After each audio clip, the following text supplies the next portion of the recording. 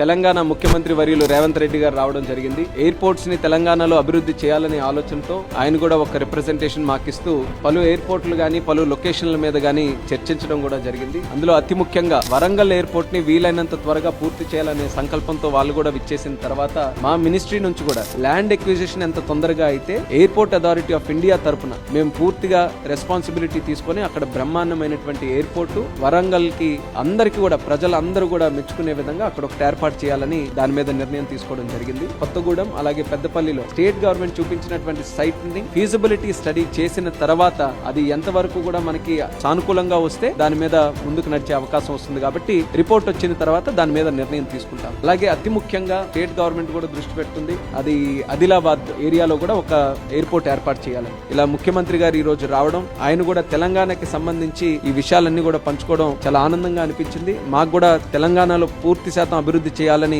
చాలా రోజుల నుంచి మేము ఎదురు చూస్తున్నాం. ఈ రోజు అన్ని సానుకూలంగా ఉన్నాయి కాబట్టి ఖచ్చితంగా రానున్న రోజుల్లో అభివృద్ధి మీరందరూ కూడా చూసే విధంగా చర్యలు కూడా తీసుకుంటాం.